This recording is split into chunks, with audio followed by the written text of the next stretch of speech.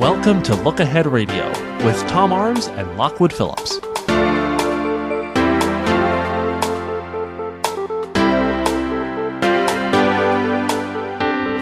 Viewpoints around the world this afternoon with our guest, Tom Arms. And of course, always to remind you about Tom, heard every Friday afternoon here on the talk station and radio stations around the world, literally as well as figuratively, as well as LookAheadNews.com. And it's always a pleasure to have him join us to find out what's happening worldwide, a different perspective, if you will.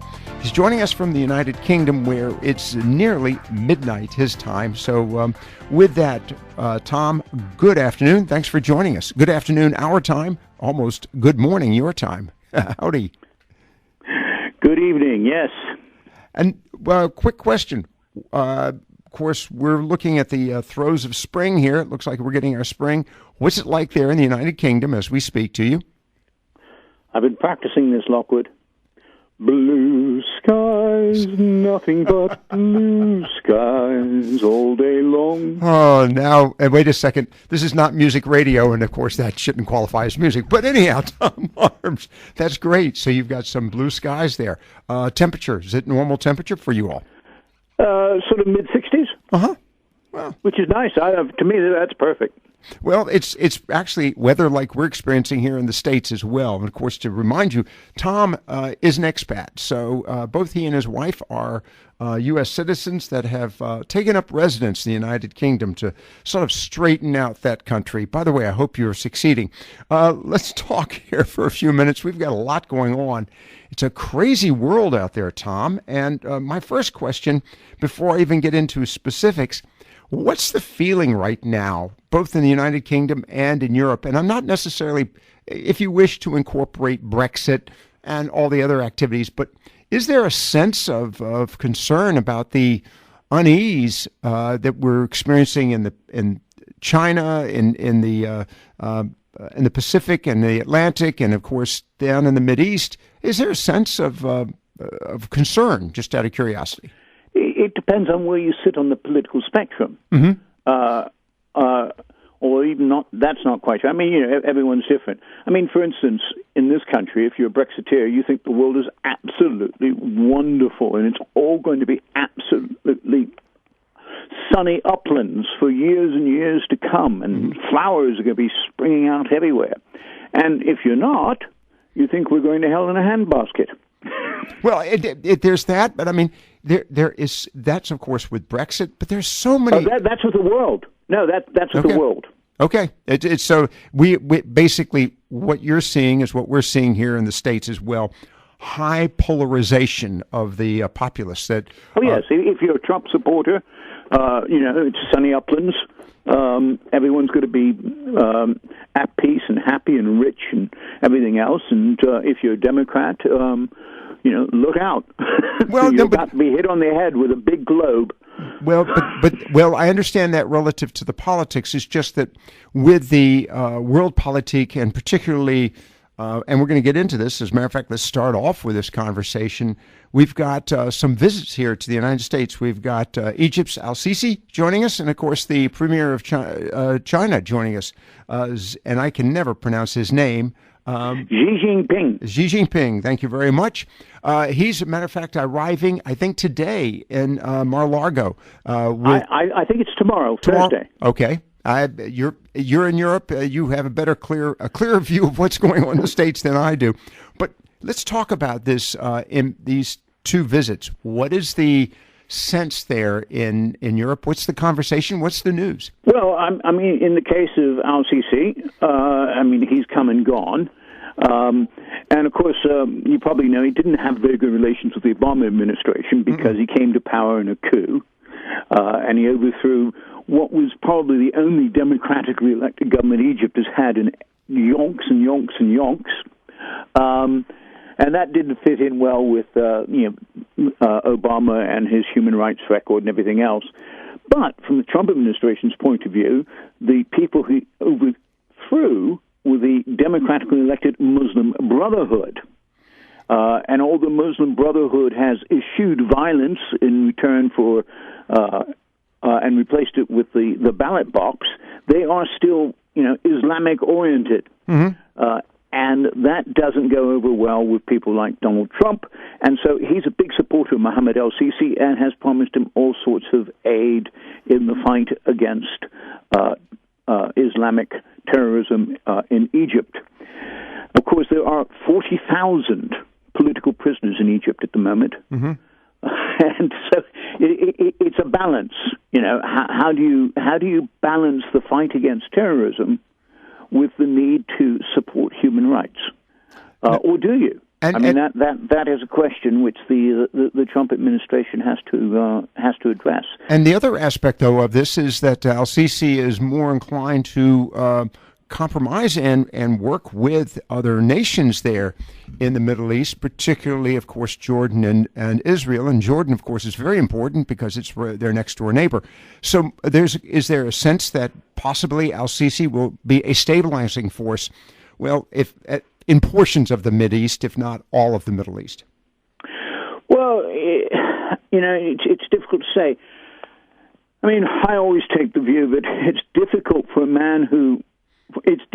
for a dictatorship to be a stabilizing influence in the long term. Okay. That, by definition, the problem with dictatorships is that eventually they are overthrown, and when they are overthrown, that is a destabilizing act. Right. That very true. All right, let's talk about the visit from the Chinese representative, and again, Xi Jinping. Is that correct? Yes. And Xi Jinping, North Korea, South China Sea. Now, the question is, and I think it's a big question, is it going to be linked to trade? Because, the one thing that Trump has in his hand in particular is he's made threats over trade. Is he prepared to use those threats as a bargaining chip to win concessions with the Chinese in relation to North Korea and South China Sea? Well, the other aspect of this, of course, is China's growth in the South China Sea, its continued expansion into various atolls and islands, and the discomfort that the rest of the Asian countries are having with China. Well, it's funny you should mention that because they're actually winning over. Malaysia has backed off on its claims. The Philippines is backing off on its claims. Now, there are other countries like Vietnam, which has probably one of the strongest claims and also the largest, and there's no sign that they're backing off at all. But Malaysia and the Philippines have been persuaded with a bit of filthy lucre, I suspect, right? Promises of trade deals and aid and things like that, to back off of their claims of South China Sea, which is strengthening their Chinese hands in the South China Sea. On North Korea, that's a completely different issue, though.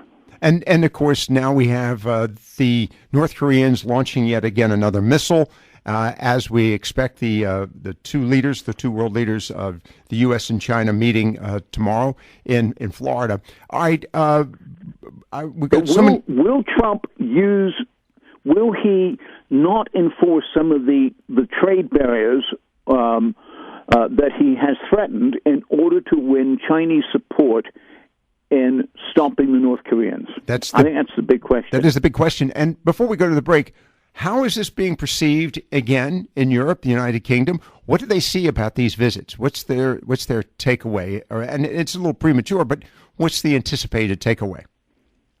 Well, it's obviously a very dangerous part of the world, and the United States is the only member of the Western Alliance that has sufficient sway in that part of the world to really influence the outcome. And, of course, I just want to make mention of this, and we're going to get to this in a few minutes. The United Kingdom is looking to create closer relations with China on trade, is it not? Well, we'll come to that, but Mrs. May is, trying to increase closer relations with just about everyone on trade. All right. Well, yes, in light of Brexit. All right, we're going to take a quick break after that comment with our foreign editor, and Observer, Tom Arms of LookAheadNews.com, and you can get tomorrow's news today by just simply signing on to LookAheadNews.com, and Look Ahead Radio, heard every Friday afternoon here on this station and stations around the world. You're listening to Viewpoints Around the World.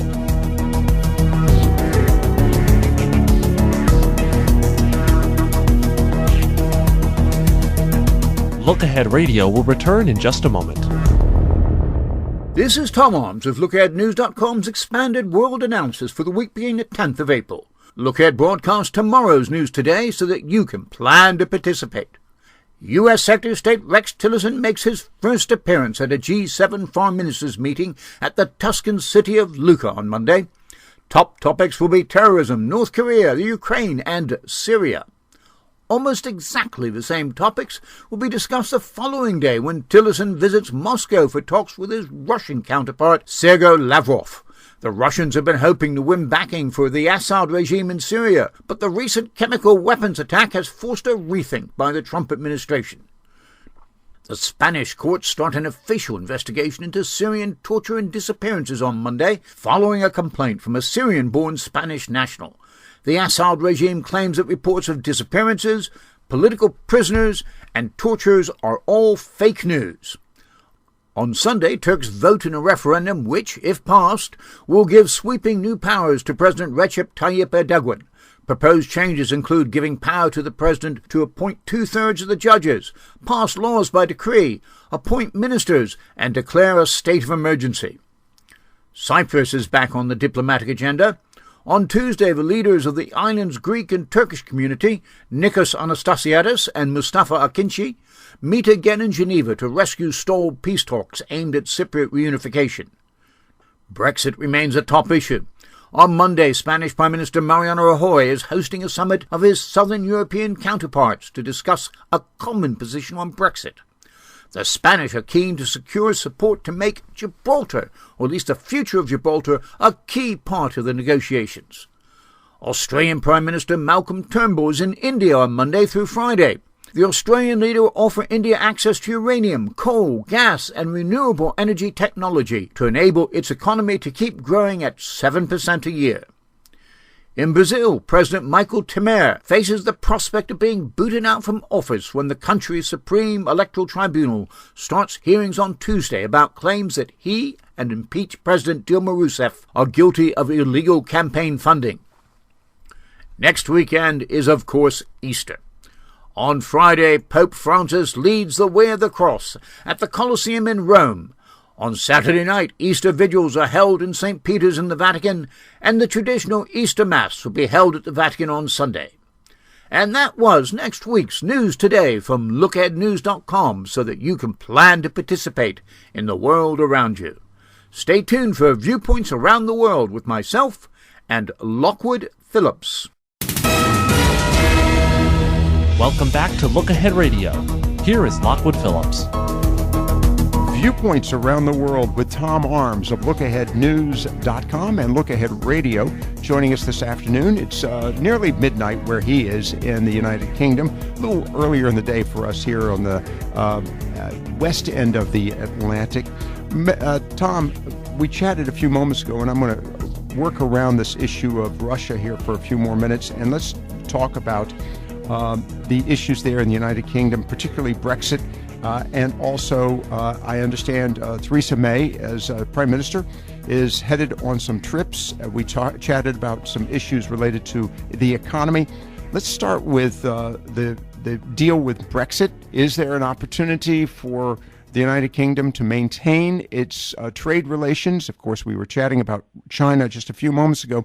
What's happening there? Because amidst all of this focus on the United States, I think Brexit is a very key player in the world matters today. Oh, yes, there's no doubt about it. I mean, at the moment, or Mrs. May this past week has been in Saudi Arabia and Jordan, and she basically beating the trade drum all the time, wherever she goes. The Chinese have made it absolutely clear, if we're talking about China, they made it clear that, they're deal with Britain, but they're coming at the end of the queue because for them the EU is more important. Wow. So it's like what Obama said during the Brexit campaign. But in the case of China, they've said, we've got to think of our relations with the EU before we think of our relations with Britain. In the case of Jordan and Saudi Arabia, it's slightly different. There are long-standing ties, very, very close ties between Britain and those countries, in particular on weapons. And the Saudis at the moment, as you know, are fighting a war in Yemen against the Houthi rebels. Mm-hmm. And Britain is selling them a lot of warplanes. In fact, $5 billion worth, I think. I've heard that there are more British warplanes in the Saudi Air Force than in the Royal Air Force, in the British Air Force. Now, the other aspect of this, and we're going to get to this in a little bit, related to humanitarian issues there in the Middle East, and also, of course, the topic of Gibraltar. So we're going to stay with Great Britain for a few more minutes here with Tom Arms of LookAheadNews.com and Look Ahead Radio.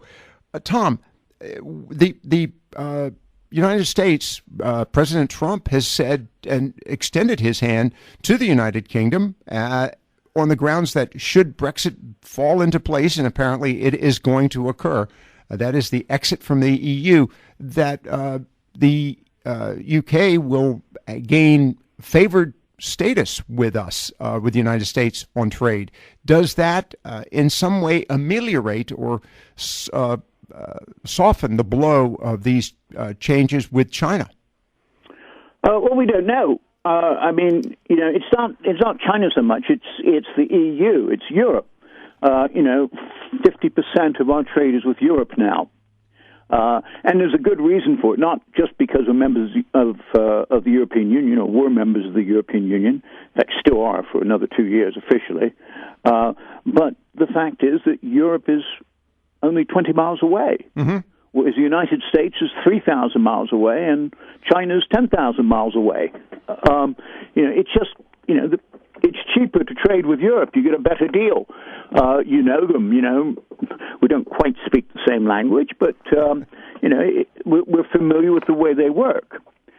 There was a meeting this week of the House of Commons Committee for Exiting the EU. And Mrs. May has come out and said, a few weeks ago, she said that if we don't get a good deal, no deal is better than a bad deal. And the House of Commons Committee for Exiting the EU said that's basically a load of rubbish. No, wait. I'm trying to understand that. What do you mean if we don't, we get a bad deal? What would be the bad deal? Well, she doesn't say. Okay. She doesn't say. That's exactly part of the problem for those who are opposed to Brexit, is they don't know what the deal is. Nobody knows what the deal is. And nobody knows what sort of deal they want. That's the other question. It's all up in the air. We're still focused. You put your finger on it, Lockwood. I am, but we're still focused on the European exit, by Britain, and of course we're going to get into other countries as well. What's the news there? But this is a topic we've discussed so many times before, but it is, I think, key. It is interesting, Tom, that the United Kingdom has played such a pivotal role worldwide, not just in Europe, in this conversation and debate. There is no clear lines of departure, and of course, as you've mentioned many times before, all the existing trade deals and trade packages. Is there a possibility that those same trade packages could remain, the European Union notwithstanding? No, because they're tied to things like free movement of people. Ah, okay. It's all part of a package. The EU's made it absolutely clear, and Mrs. May has accepted that there can't be what they call cherry picking. That you can't have the same trade agreements if you don't also accept free movement of people, free movement of services, greater political cooperation, and so forth. And it's all part of a package. And it only works as part of a package. All right, now we're going to probably get into this in a few minutes from now. Again, Tom Arms of LookAheadNews.com and Look Ahead Radio with us this afternoon. Tom, I saw where Hungary and Poland were told that their failure to take asylum seekers, refugees, immigrants, in the near term, might in fact exclude them from the EU. The EU feels very strongly about Article this. 7, in particular, Hungary is having a problem at the moment. Their Prime Minister there, Viktor Orban, is very right-wing. He's having a real problem with George Soros, whom I think you know. Yes. Who's a big critic of Donald Trump as well. I think he's called him a would-be dictator Right. Well, and there are others who have con artist. Yeah, there are critical people about George Soros as well. But go ahead. Yes. Anyway, George Soros has a university called the Central European University in Hungary, and it's one of the better universities around. And it was created in 1991 specifically to encourage intellectual freedom, to fight or to help those countries that have suffered from communism and fascism, which Hungary has been both at some point in the 20th century, over long periods in the 20th century. Well, as we speak, the government in Hungary is debating a bill which will almost certainly pass Parliament that will close down the university. And it's being specifically aimed at the university, although it's not being named. It's the way the conditions under which the university is set up, they're saying are going to be made illegal. So the university, which, because it encourages things like freedom of speech and intellection and freedom of assembly and things like that, is opposed to the government of Viktor Orban. Well, and so they're going to close it down. It is interesting because we have universities here in the United States that are opposed to freedom of speech, which I find fascinating as well. All right, I want to get back to this related to the European Union here in just a few moments. They've got to also talk about Gibraltar and the relations with Great Britain as well. We're going to get to that in a moment here on Viewpoints Around the World with Tom Arms of LookAheadNews.com and Look Ahead Radio. Look Ahead Radio will return in just a moment.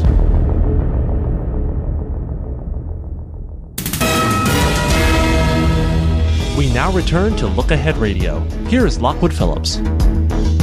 Viewpoints on the talk station FM 107 AM 1240. And of course, this afternoon we have joining us Tom Arms of LookAheadNews.com and Look Ahead Radio. And as always, to remind you, as we are speaking with him, it is nearly midnight his time, a little earlier here on the East Coast of the United States. But of course, we operate on God's time, as I like to tell Tom. Tom operates on the Queen's time. So it's just a matter of distance here between the two of us and a common language. Tom, this is an important story and one related to the EU and Brexit.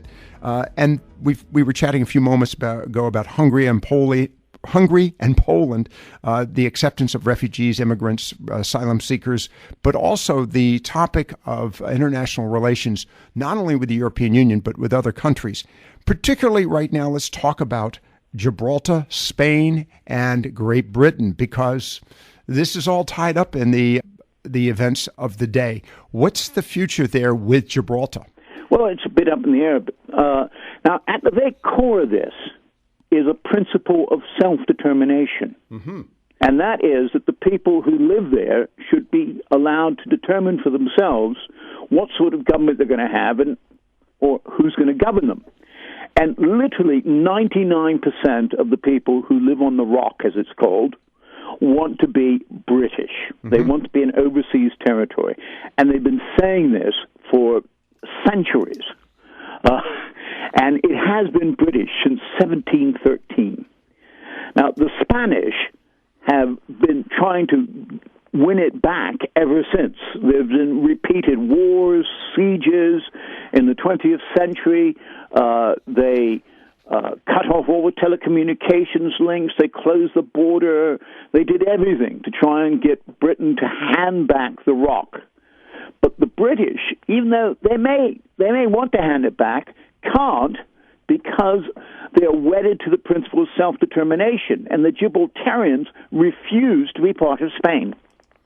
Now, with all of this, and of course we've had other instances of this, what is the value of Gibraltar to Great Britain, the United Kingdom? Oh, it's got limited value now. It has very little strategic value. The naval dockyard is closed. There are no defense establishments there. it does make a lot of money. The economy is growing at 10% a year, but there's only about 25,000 people who live there because that's how many can cram onto the rock. Right. And the other aspect of this related to Gibraltar, and by the way, you visited there just recently. What introduction does it provide the African countries into Europe? Is there any benefit? Because I mean, Gibraltar has it not been a springboard for transit from North Africa into Europe? Not so much. They don't really come to Gibraltar. They go to Ceuta, which is the Spanish enclave in North Africa. Okay. And it's a lot easier for them to go to Ceuta than it is to cross the Strait of Gibraltar. And they climb over the fence into Ceuta. And once they're in Ceuta, they're in Spain. Right. And so therefore, they're in the EU. Yeah, that's the reason I was wondering. All right, let's talk about the... Ceuta's on the north coast of Morocco, opposite Gibraltar. Oh, all right. What is the outcome? What's the potential outcome here with Gibraltar? I mean, are the relations with Spain? I mean, they were feuding up until Spain became part of the EU. And it's one of the conditions of membership of the EU that you cannot have any outstanding political disagreements or territorial disagreements with any members. Mm-hmm. So effectively, when they became members of the EU, they shelved it. They didn't completely dismiss it, but they shelved it. They reached a compromise. But now that now that Britain is leaving, it's coming off the shelf. All right, it's going to be interesting to watch that. Let's talk about a few other items here. We chatted at the outset of the program about the environment in Europe. Let's talk about Maria Le Pen.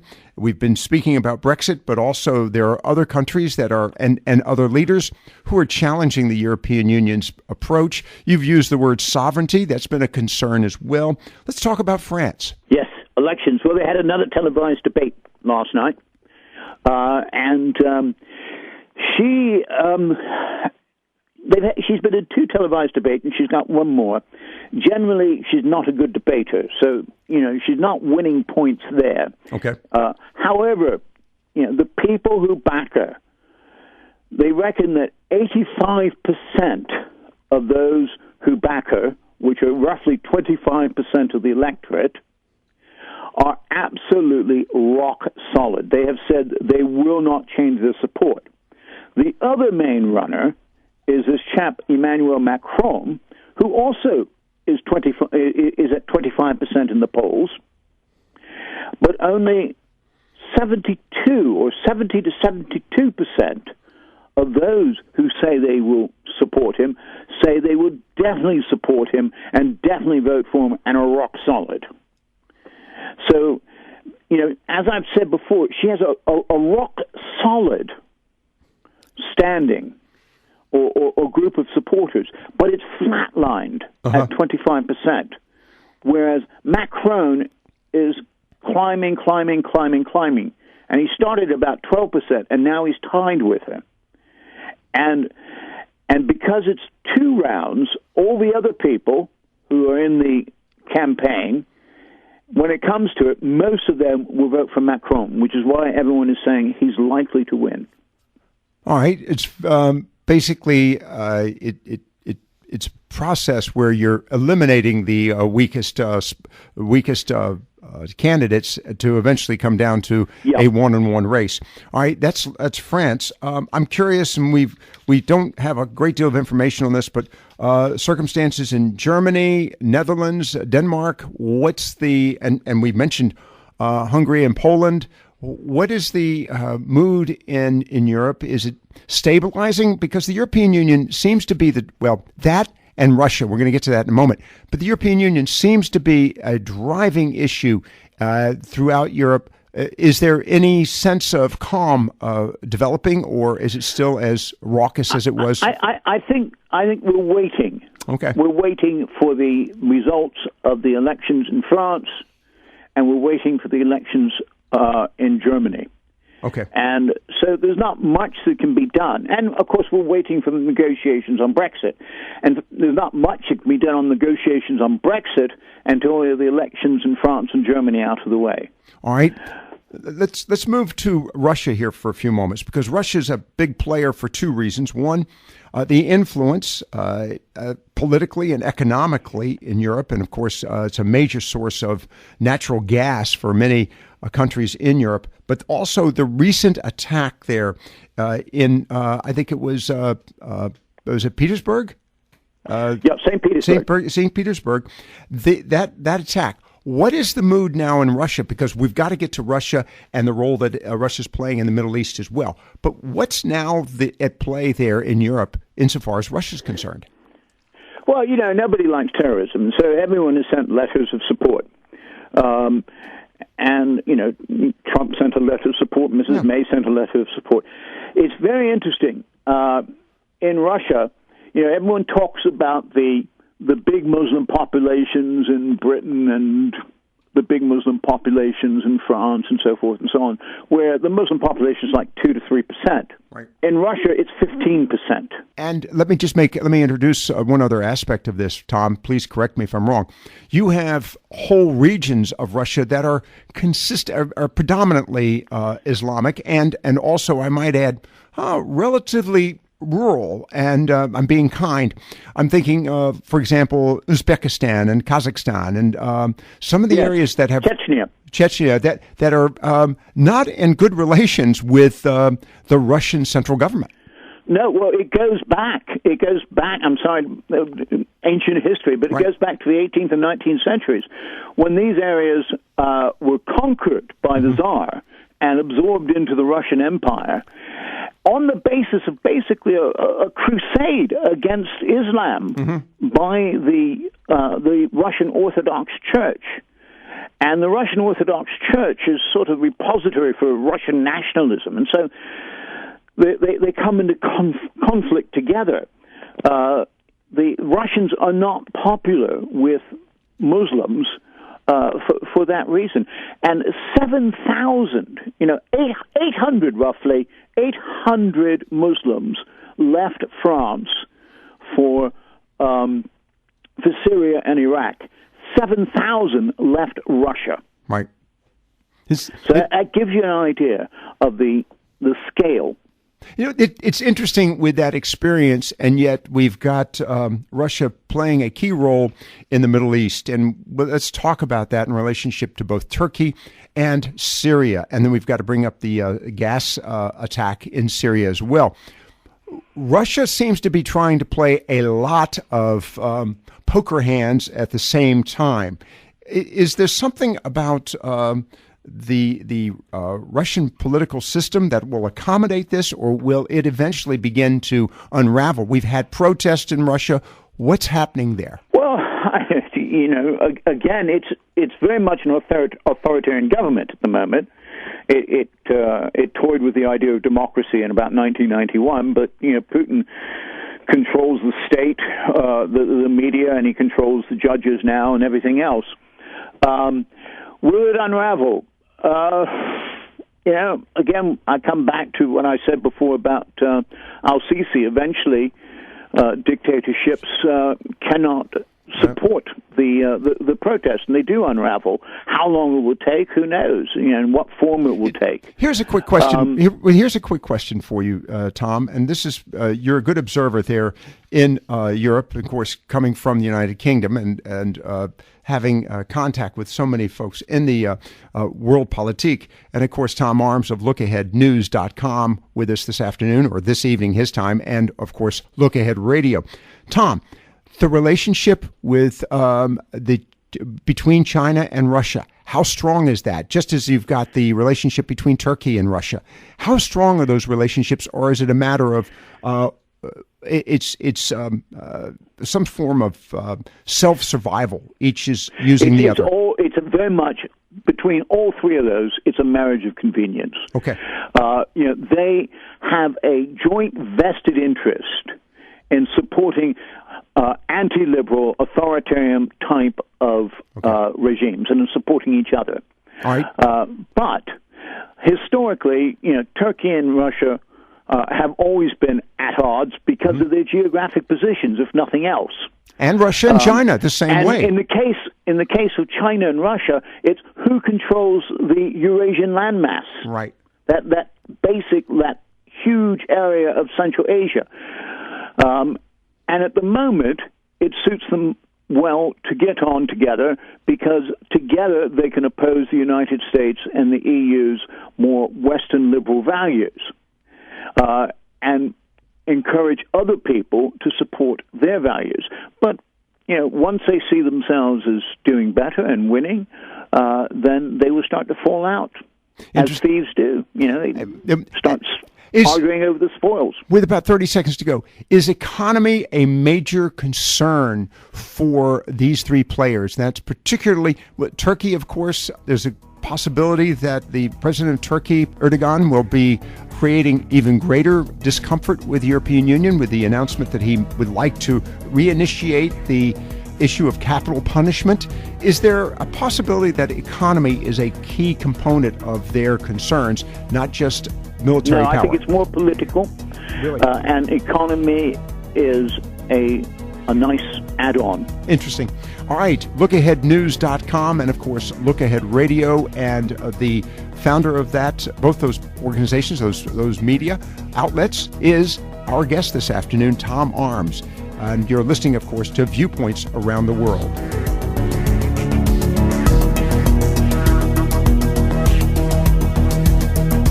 Look Ahead Radio will return in just a moment. Observations of an Expat by Tom Arms from LookAheadNews.com. As far as the proverbial man in the street is concerned, there's very little that separates the extreme right from the extreme left. The results are the same. Power is concentrated in the hands of a small circle of political leaders, suppression of human rights, and the suppression of academic freedom. There are political prisoners, torture, no free press, no free speech, no freedom of assembly, rule by decree, corruption, and politically appointed judges presiding over show trials. That's not to say there are no differences. There clearly are. The left tends to find its oppressive roots in an all-embracing ideology, or in some cases a religion, which claims to offer solutions to all of mankind's problems. You need only embrace it. The far right, on the other hand, is based on a belief that one nation or group of people are superior to all the others. These are the ultra-nationalists. Both groups are adept at conjuring up external threats to justify repression, which is really aimed at controlling internal dissent. In more contemporary times, several countries stand out as glaring examples of paranoid nationalism grabbing the levers of power. A recent example is Hungary. In the 20th century, Hungary suffered mightily from both fascism and communism. One of Hungary's more illustrious countrymen is the billionaire financier and philanthropist George Soros. He fled German-occupied Hungary during World War II and eventually made his way to America, where his financial wizardry netted him billions, most of which he's given away to liberal causes around the world. His biggest single donation, $880 million, was in 1991 to establish the Central European University in his hometown of Budapest. Its purpose was to produce a new generation of politicians, lawyers, journalists, and civil servants who were so steeped in Western liberal values and democratic traditions that Hungary would never again veer towards the extreme right or left. Unfortunately, Soros failed to take into account one Viktor Orban, Hungarian Prime Minister from 1998 to 2003, and then again from 2010 until sometime in the future. The leader of the National Conservative Fidesz party has summed up his political philosophy with the words, illiberal democracy. To many world leaders, such a phrase is a complete contradiction in terms. How, they ask, can you have a democracy in which liberal institutions such as freedom of the press and the judiciary are suppressed? And Orban is suppressing them. He forced the early retirement of most of Hungary's judges and replaced them with his hand-picked political cronies. He's also forced all media outlets to register with the government. If they print or broadcast something which the government doesn't like, then their licenses can be revoked. On top of that, he's passed legislation making it almost impossible for the Hungarian parliament to amend or repeal laws passed by his Fidesz party. Orban's most visible stand has been over the issue of accepting, or not accepting, any EU-directed refugees. Razor wire fences are strung along the border, and any refugee who manages to climb through is chased down by dogs. He's become a talisman for the EU's anti-refugee lobby. Not surprisingly, one of Orban's strongest critics is George Soros. It is also no surprise that the Central European University has become an intellectual incubator for the anti-Orban camp. Demagogues hate dissent, so Orban decided to shut it down. Of course, he couldn't just throw out all the students and staff and lock the doors. He had to find a legal ploy. As one was not easily to hand, he created one. The Central European University is based in Budapest, but funded from America. Orban this past week passed a law through Parliament banning foreign-based universities from operating in Hungary unless they had a campus in their home country. Surprise, surprise, the CEU was the only such university in Hungary. But knowing George Soros, this fight is far from over. Welcome back to Look Ahead Radio. Here is Lockwood Phillips. Viewpoints around the world with Tom Arms of LookAheadNews.com and Look Ahead Radio. Tom, as we wrap it up, there are a few items that we do need to touch on. One has to be with Syria, and this is a major issue. I asked at the opening of the program, how does the United Kingdom, how is Europe seeing the world in the events that have been taking place over the past months? And of course, even just recently in Syria with the gas attack of Syrian civilians. And of course, there's a lot of finger pointing. What is the play on that in Europe as we speak? Well, I haven't found anyone who believes either the Russians or the Syrians their story that it was the fault of the rebels. Mm-hmm. And basically everyone, the UN, all the aid agencies, everyone say that it was the Syrians who did it. And so nobody believes them. I think it's very interesting. There's going to be a debate in the Security Council, I think, tomorrow. Mm-hmm. It might be tonight. And it'll be very interesting what comes out of that. Mrs. May, the British Prime Minister, has roundly condemned both Russia and Syria and said that Assad has to go. Trump has called it a heinous act, but everyone's wondering over here, that there were hints from Nikki Haley and Tillerson that perhaps Assad should be allowed to stay. And whether or not this chemical weapons attack will make the Trump administration change its mind. Some people have even suggested that when Tillerson and Haley said that Assad should stay, they've actually suggested this was a bit of a green light for Assad and the Russians to step up their attacks. That goes right up there with the issue of the failure to respond when President Obama said that there's a line in the sand. That's on the extreme, and one would have to gag at such a comment, Tom, that it would even be perceived as that, because there has been nothing done, quite frankly, to remove Assad, and in fact, much of Europe has sort of taken a hands-off approach to this as well. Russia's stepping into the vacuum, as we both have seen, as has Turkey. So I would have to say to you that's an egregious remark made by anyone. Let's talk about this in relationship to the Russian relationship with Syria, because they have been big supporters of Assad. Turkey, of course, sort of a Trump player, pardon that pun. The question now, and with just a few moments ago, because we'll move on to other items, what is going to happen? Will Europe actually step into this? Will they actually fight Assad? And what does that do with the relations with Russia? Europe doesn't have an army. Oh, that's a weak excuse, and we've said this. No, it's not a weak excuse. It's a weak excuse. It's not a weak excuse. The British are overextended. Well, the French might be able to do something. Should the Americans get involved? Well, they had the U.S.-led coalition which is dropping bombs, as has Russia against the government forces and supporting the rebel forces. But that's just fine. I mean, the previous administration, the Obama administration, drew the line in the sand, but then let everybody walk over it. You're absolutely right. I mean, that was wrong. That was absolutely wrong. But this whole thing... instead, they introduced a half-hearted attempt at aerial bombardment. But wait.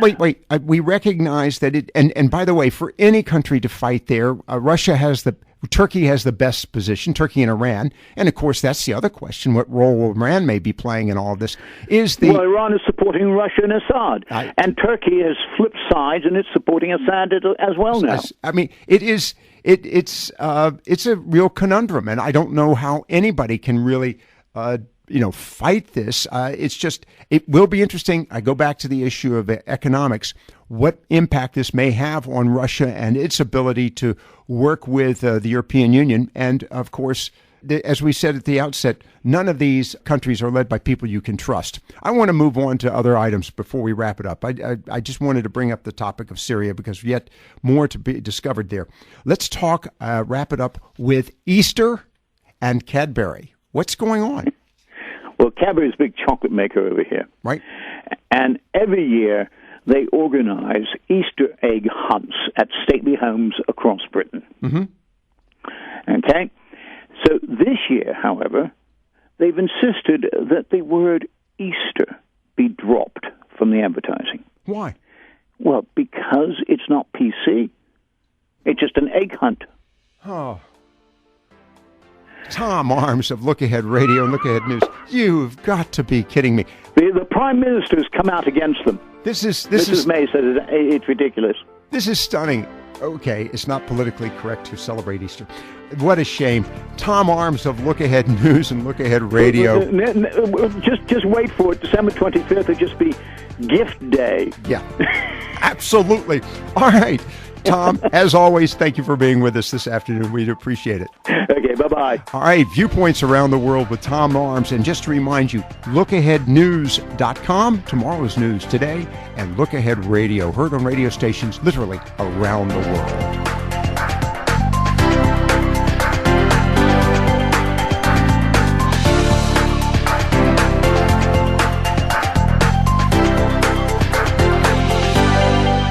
Look Ahead Radio is a production of the Talk Station.